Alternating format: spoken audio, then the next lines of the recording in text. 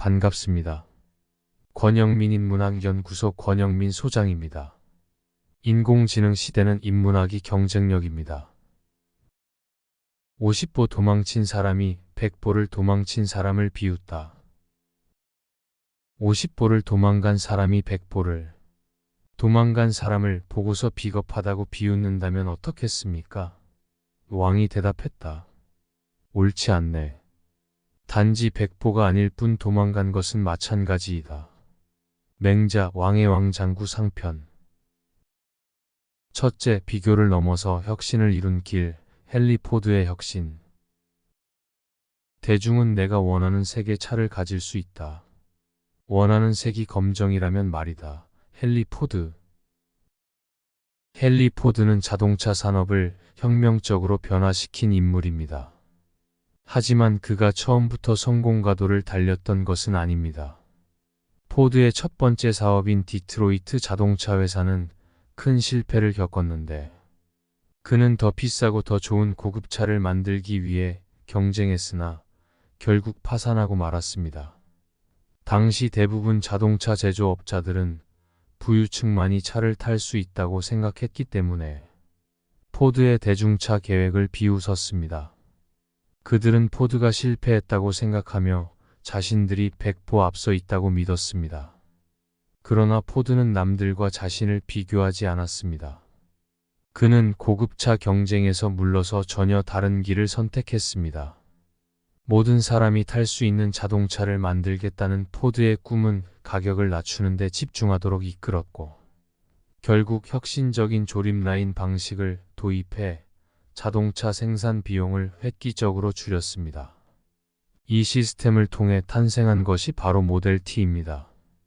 당시의 자동차 제조업자들은 여전히 고급차를 만들며 경쟁했지만 포드는 대중을 위한 실용적이고 저렴한 차를 시장에 내놓았습니다. 그의 말대로 사람들이 원하는 차는 누구나 살 수 있는 차였습니다. 모델 T는 포드의 꿈을 실현했으며 이 차는 수백만 명에게 이동의 자유를 제공했습니다. 포드의 조립라인 혁신은 단순히 자동차 한 대를 넘어서 전체 제조업의 패러다임을 바꿨습니다. 그를 비웃던 경쟁자들의 이름은 대부분 잊혔지만 헨리 포드는 산업혁명의 아이콘으로 자리매김했습니다. 그는 단지 더 나은 차를 만드는 것에만 집중하지 않았고 더 나은 세상을 만드는 데 기여했습니다. 포드의 이야기는 우리가 남들과 자신을 비교하지 않고 자신의 길을 찾아 묵묵히 걷는 것이야말로 진정한 성공이라는 교훈을 줍니다. 남들이 50보나 100보 앞서 있든 중요한 것은 자신이 옳다고 믿는 길을 가는 것입니다. 둘째, 맹자의 50보 도망친 자, 100보 도망친 자의 비유. 맹자의 50보 100보 비유는 얼핏 단순해 보이지만 그 속에는 인간의 심리와 사회적 행동에 대한 깊은 통찰이 담겨 있습니다. 이 이야기는 양의 왕과의 대화에서 등장하는데 왕은 자신의 정책이 백성들에게 큰 이익을 주었다고 자부하며 맹자에게 자랑합니다. 왕은 나름대로 폭정과 전쟁을 줄였다고 주장했지만 맹자는 그런 태도를 비꼬며 이 비유를 던졌습니다. 맹자는 왕에게 묻습니다. 50보를 도망친 사람이 100보를 도망친 사람을 비웃는다면 어떻겠습니까? 왕은 즉각 답합니다. 당연히 옳지 않지요. 둘 다 도망친 것은 마찬가지 아닙니까? 맹자는 바로 이 지점에서 왕의 착각을 깨뜨리려 한 것입니다. 비록 50보 도망친 사람이 100보 도망친 사람보다 덜 도망친 것처럼 보이지만 도망쳤다는 사실은 변하지 않습니다. 결국 왕이 자랑하는 것 또한 근본적으로 달라진 것은 없다는 메시지입니다.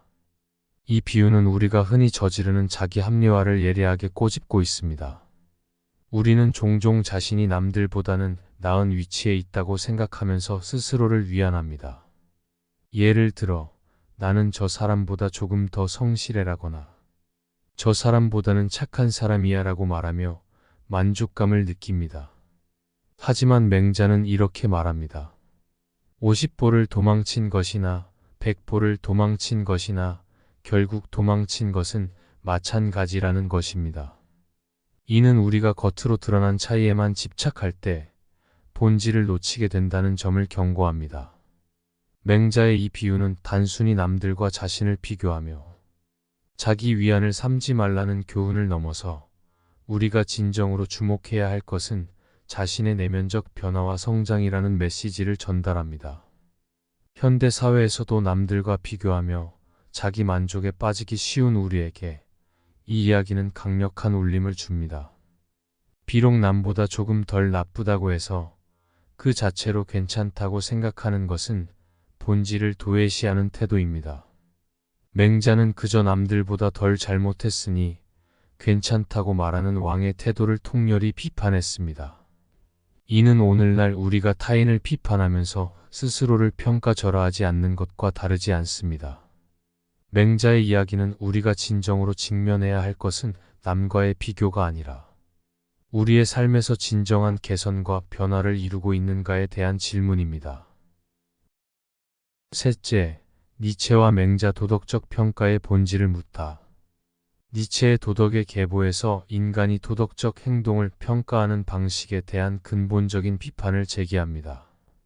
그는 사람들이 도덕적 판단을 할 때 겉으로 드러나는 행동의 양적 차이에 집중하는 경향을 꼬집었습니다. 니체는 이렇게 말합니다. 도덕적인 평가에서 가장 위험한 오류 중 하나는 사람들을 그들이 저지른 행동의 양적 차이로 구분하려는 것이다. 그러나 본질적인 차이는 무엇을 했느냐가 아니라 그 행동의 뿌리에 무엇이 있었느냐이다. 니체는 우리가 사람들을 그들이 저지른 악행의 크기나 수치로 판단하려는 오류에 빠지지 말아야 한다고 경고합니다. 예를 들어 작은 악행과 큰 악행이 있다고 할 때 우리는 흔히 작은 악행을 덜 나쁘게 평가합니다. 그러나 니체는 이 둘이 본질적으로 같은 뿌리에서 나온 것임을 강조하며 도덕적 평가의 기준이 그저 표면적인 차이에만 의존해서는 안 된다고 주장합니다. 니체의 도덕 비판은 우리에게 도덕적 행위를 수량화하는 것이 얼마나 기만적인지를 보여줍니다. 그는 도덕적 규범이 그 자체로 권위를 가지는 것이 아니라 사회적 환경과 개인의 내적 동기가 진정한 평가의 기준이 되어야 한다고 주장했습니다. 도덕적 규범은 단지 사회적 압박이나 상징적 질서에 불과하며 이를 맹목적으로 따르는 것은 인간의 자유와 본질적인 삶을 억압한다고 보았습니다. 니체의 이러한 관점은 맹자의 50보 100보 비유와 연결됩니다. 맹자는 행동의 겉모습이 아닌 본질을 보라고 강조했습니다. 50보 도망친 자가 100보 도망친 자를 비웃을 수 없듯 도덕적 판단은 양적 차이가 아니라 도망치는 행위 그 자체를 인식해야 합니다. 맹자는 자신의 시대의 도덕적 허위를 간파했듯 니체는 도덕적 가치와 규범이 단지 사회적 합의나 권위로부터 기인한 것이 아니라 개인의 동기와 가치관으로부터 평가받아야 한다고 보았습니다. 이번 강의는 여기까지입니다. 이 영상이 도움이 되셨다면 구독과 좋아요를 눌러주세요. 영상 제작에 큰 힘이 됩니다.